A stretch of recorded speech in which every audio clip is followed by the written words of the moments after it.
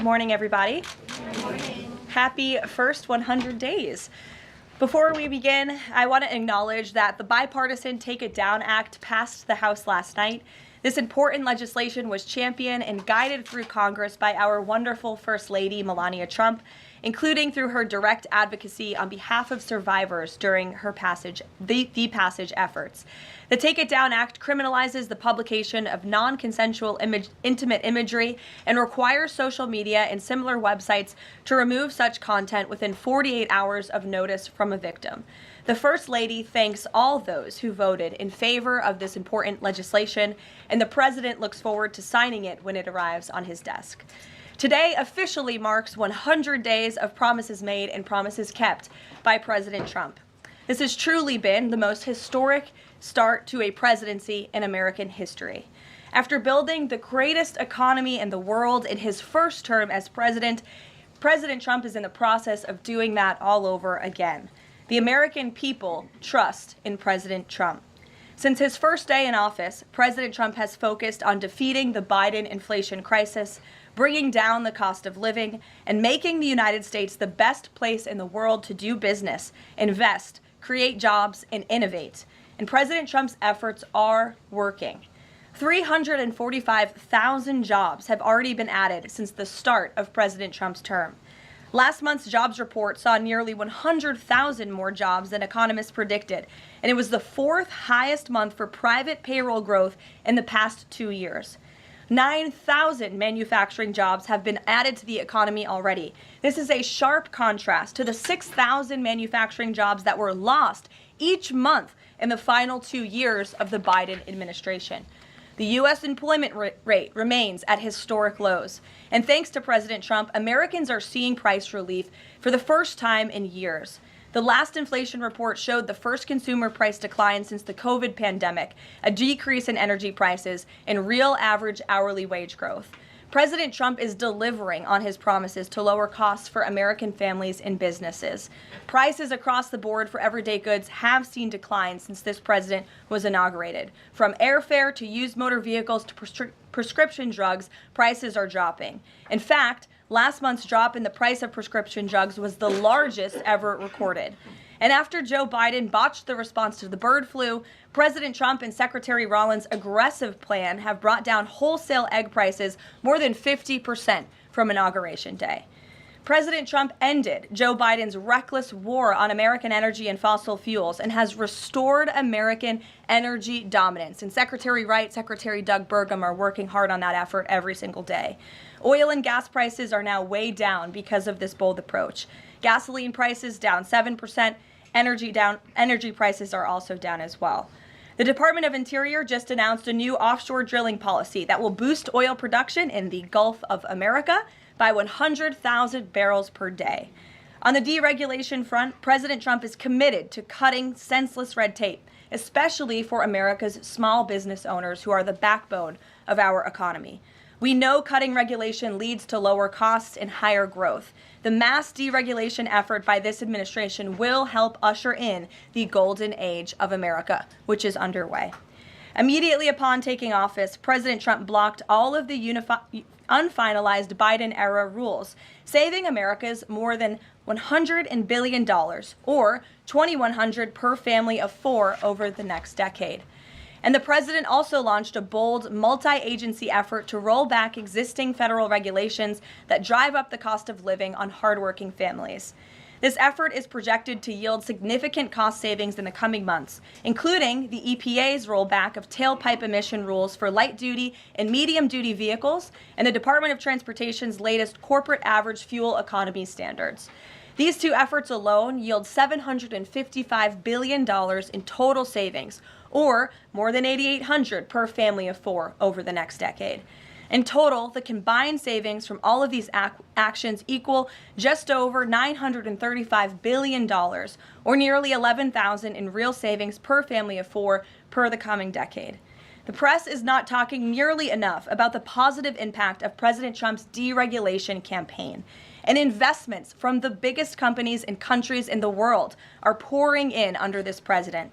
So far, total investment commitments under the Trump administration have reached more than $5 trillion.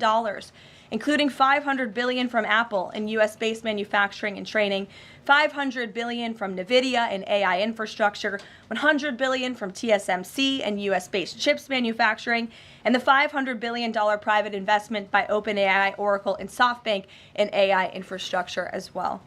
All of these investment commitments are estimated to generate at least 451,000 new high-paying jobs for American workers and families.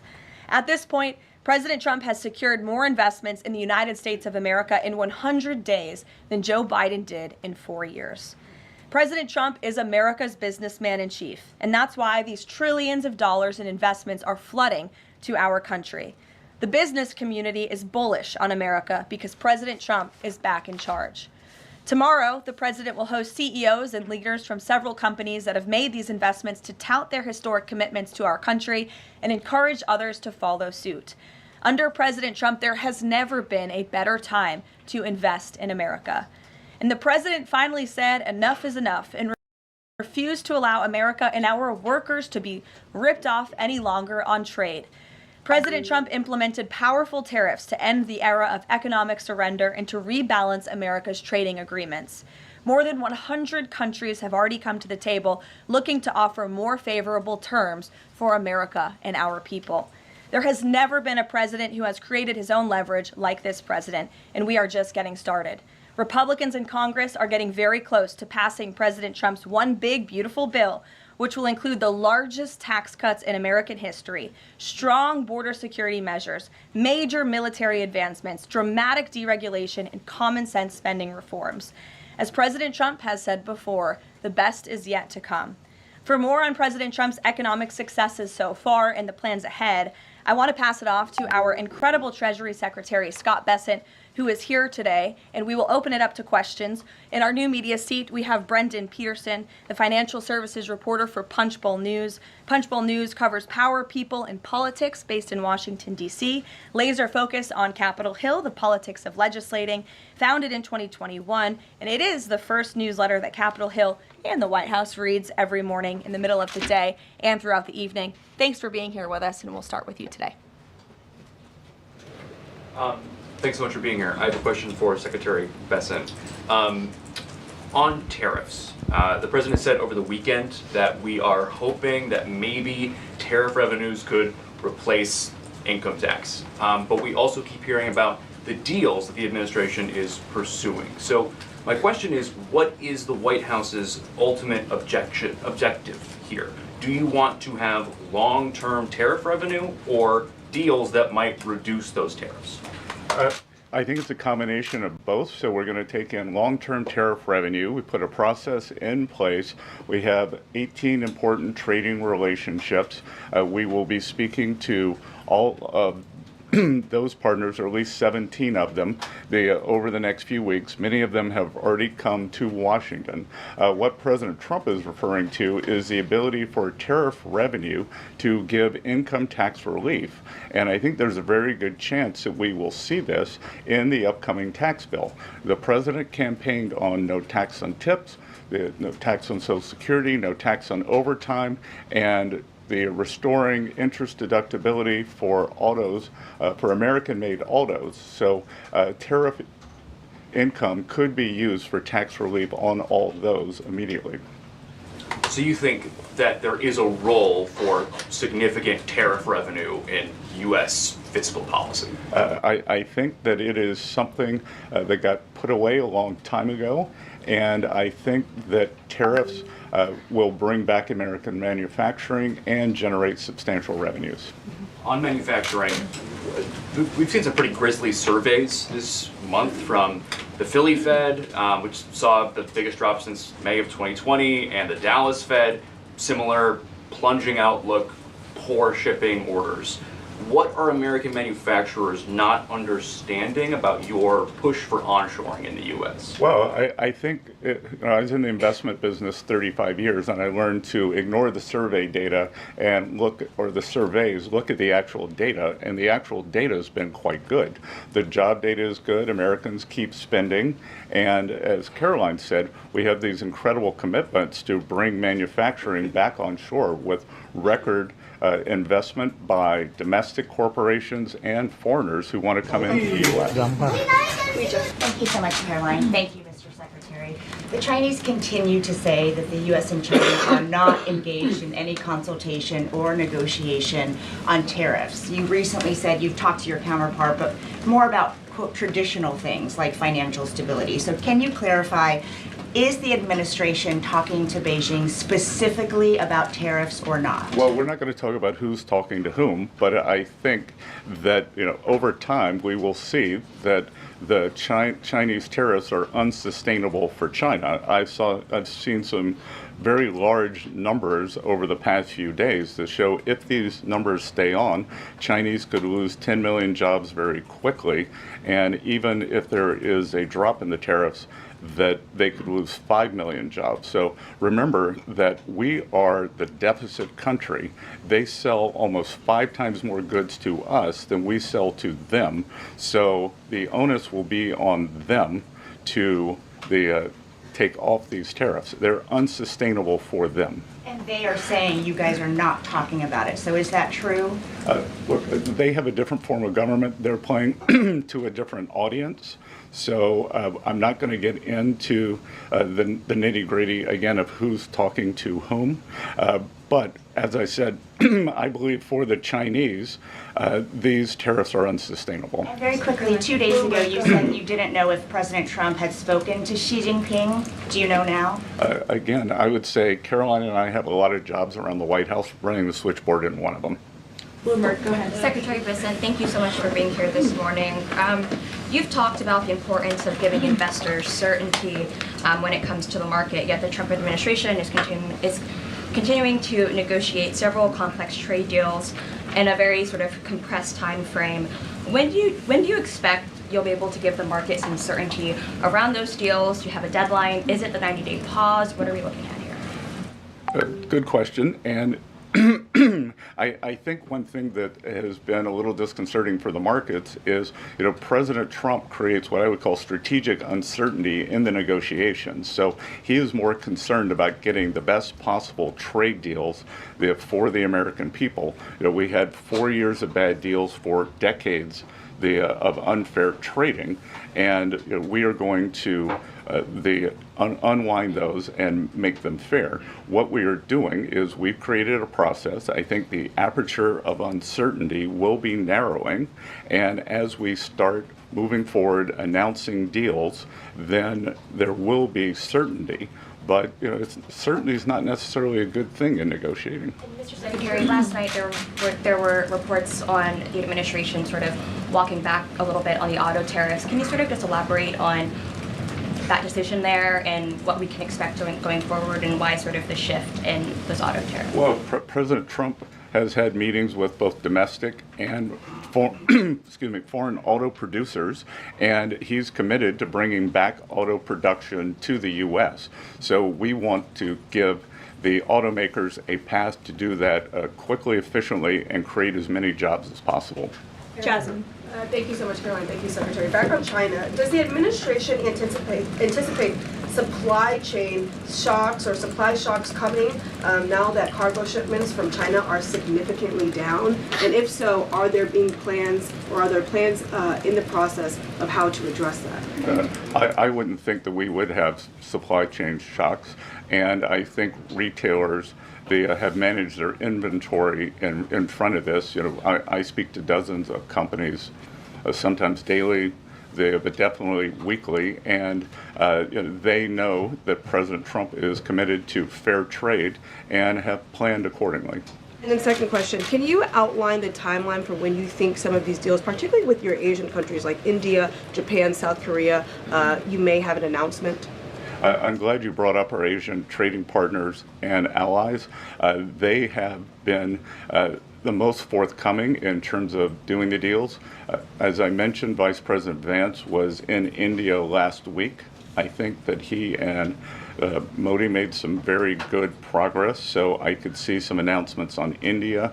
I could see the contours of a deal with the Republic of Korea coming together, and then we've had substantial talks with the Japanese. Andrea?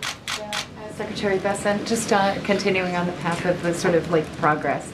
You said yesterday, I think, that it was could happen as early as this week or possibly next week. Can you give us a bit of a timetable? And then I wanted to ask about South Korea specifically. They've said that they probably won't be able to make a comprehensive deal until early July because of their elections. Japan also has elections. And to what extent are domestic factors complicating your efforts? Canada just had an election.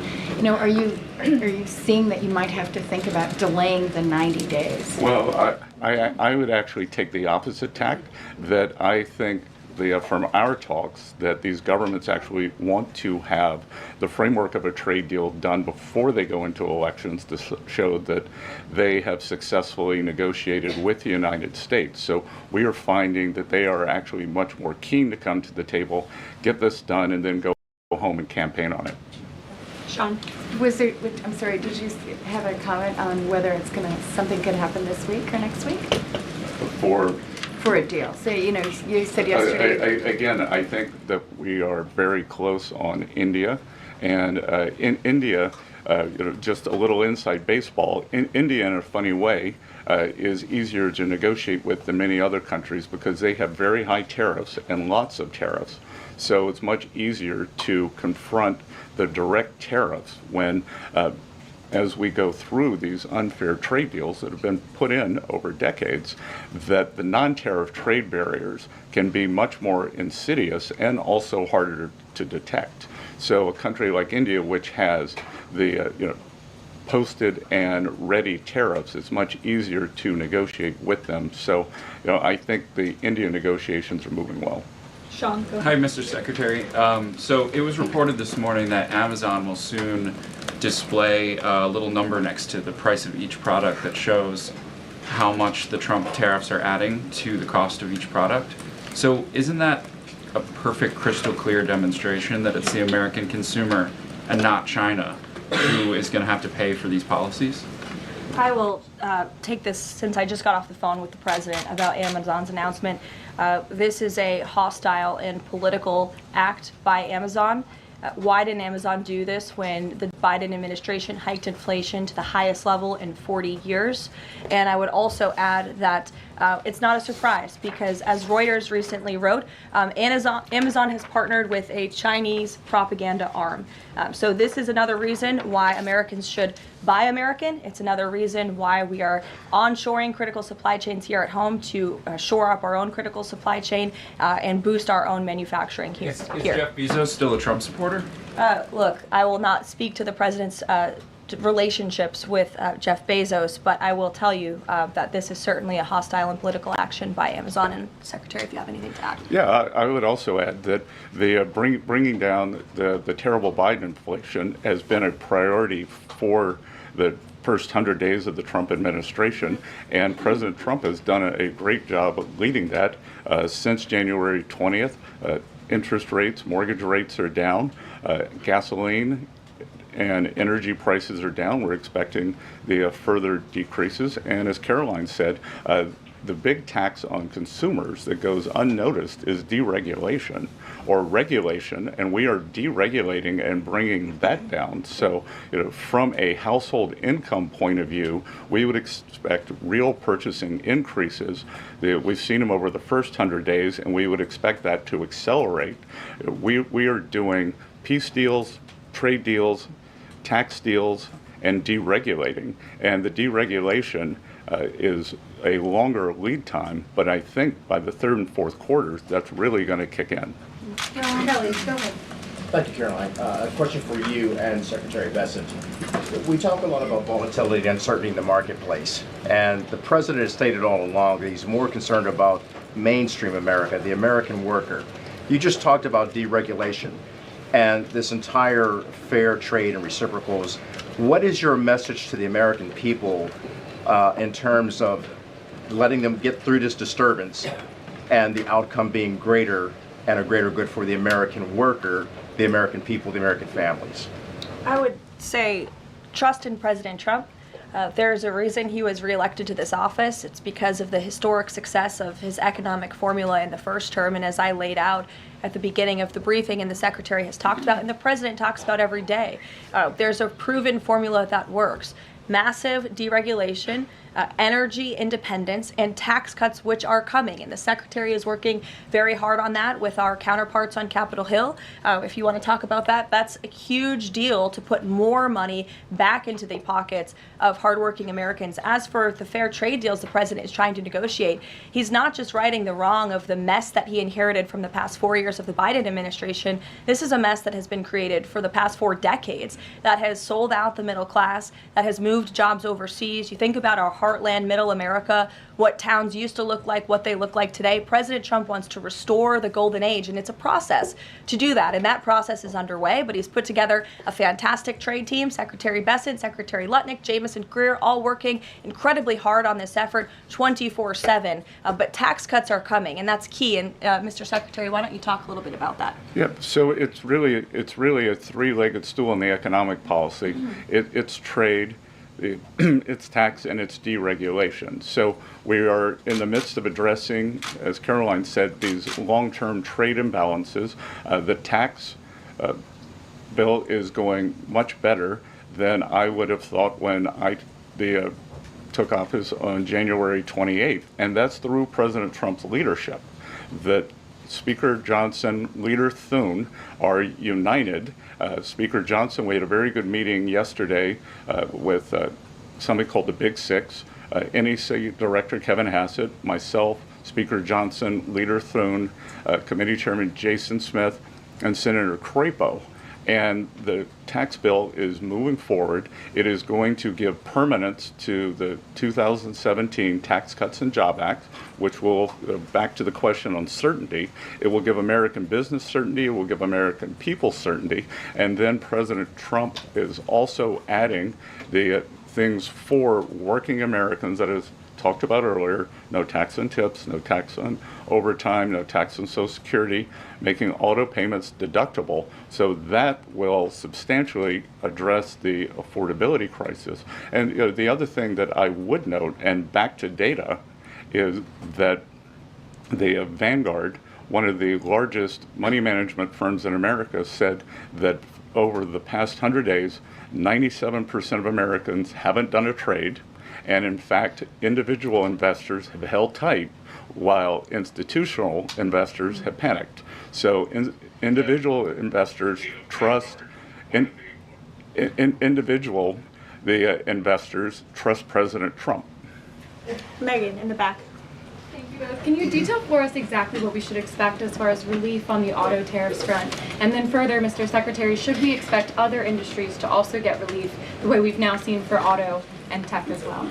I'm not going to go into the details of the auto tariff relief, but I can tell you that it will go substantially toward reshoring American auto manufacturing. And again, the goal here is to bring back the high quality industrial jobs to the U.S. President Trump is interested in the jobs of the future, not the jobs of the past. We don't need to necessarily have a booming textile industry like where I grew up again, but we do want to have precision manufacturing and bring that back. And another important, very important function of this that does not get talked about enough is national security. President Trump, his overriding the concern and belief is that economic security is national security is economic security. And we saw during COVID that our supply chains got cut off. And we need to bring back a lot of those supply chains, whether it's in semiconductors, medicines, the steel, and we have to onshore those. So it's a combination of making trade free and fair and remedying this gaping national security hole that he was left with. And if I could on China. I would just add, Megan, the President will sign the executive order on auto tariffs later today, and we will release it as we always do. Go ahead. Secretary, any updates on the negotiation with the European Union, and is it hard to negotiate with the European Union? Pardon? Do you have any updates on the negotiation with the European Union? I'm more involved in the Asian negotiations. My observation would be, goes all the way back to Henry Kissinger's statement, when I call Europe, who do I call? So we're negotiating with a lot of different interests. Some of the European countries have put on an unfair digital service tax on our big internet provider. France and Italy, other countries, Germany and Poland, don't have that. So we want to see that unfair tax of one of America's great industries removed. So it's going to be a give and take. So they have some internal matters to decide before they can engage in an external negotiation. Edward. Yeah, thanks, Caroline. Mr. Secretary, so contacts I have in the business community say that they're basically frozen for long-term investment because of the uncertainty around tariffs. How long do you think President Trump has to make a deal before there's damage to the economy? Look, I think that what we're seeing is that business leaders, they've gone into a pause, and I think we're going to give them great certainty on this tax bill. And I think over the next couple of weeks, as I said, we have 18 important trading relationships. We'll put China to the side. 17 they are in motion. And then, as I said yesterday, I think there's a very good chance we're going to get this tax bill done. And the tax bill is going to be very powerful for domestic U.S. investment. So what we are going to do, one of the most powerful parts of President Trump's 2017 tax bill was full expensing of equipment. We are going to make that, as President Trump said in his speech to Congress, that will be retroactive to January 20th. The other thing that we are looking to add is full expensing for factories. So bring your factory back. You can fully expense the equipment and the building.